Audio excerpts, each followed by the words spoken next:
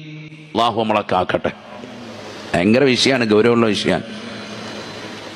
വലിയ വലിയ പണക്കാരായ ആളുകളാണ് ഇതിൽ ഏറ്റവും മുൻപന്തിയിൽ. ഞാൻ ഒന്നുകൂടി പറയുന്നു, പണച്ചാക്കുകളാണ് ഈ വിഷയത്തിൽ മുൻപന്തിയിൽ. പാവങ്ങൾക്കൊന്നും ഒരു കുഴപ്പമില്ല.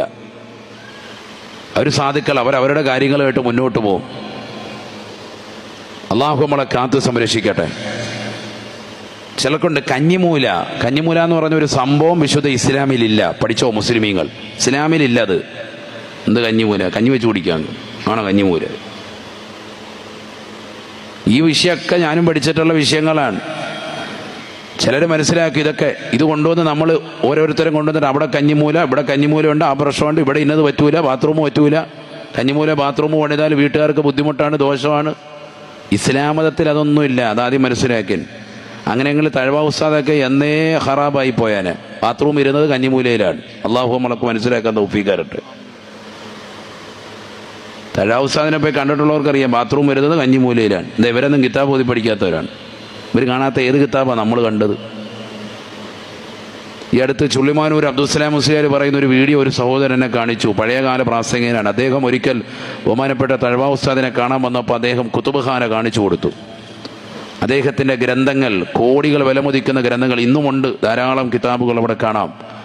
ഓരോ ഗ്രന്ഥം എടുത്തു നോക്കിയാലും, ഫത്ഹുൽ മീൻ എന്ന് പറയുന്ന കർമ്മശാസ്ത്ര ഗ്രന്ഥം എടുത്തു നോക്കിയാൽ അതിൽ എല്ലാ ഇമാമിങ്ങൾ ലക്ഷക്കണക്കിന് ഗ്രന്ഥങ്ങളിൽ പറഞ്ഞിട്ടുള്ള ഇബാറത്തുകളും അദ്ദേഹം അവിടെ കുറിച്ചു വെച്ചിട്ടുണ്ടാവും. എഴുതി എഴുതി എഴുതി എഴുതി എഴുതി എഴുതി ഓരോ വരികൾക്കിടയിലും.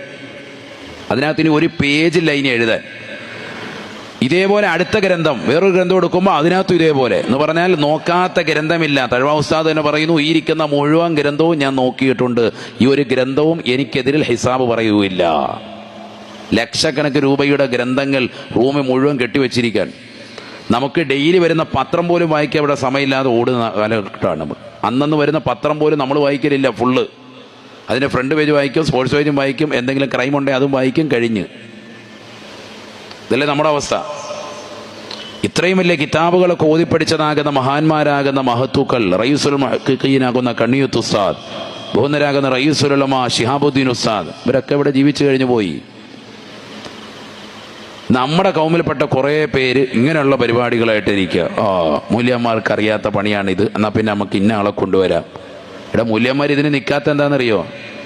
ഇത് എതിർത്തതാണ് വിശുദ്ധ ഇസ്ലാമിലെ ചുണക്കുട്ടികൾ, ആലിമീങ്ങൾ ഇതിനെ ശക്തമായി എതിർത്തിട്ടുണ്ട്. അതിനൊന്നും യാതൊരു അടിസ്ഥാനമില്ല.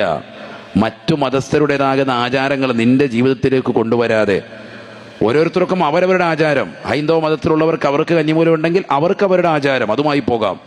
മുസ്ലിമിന് അത്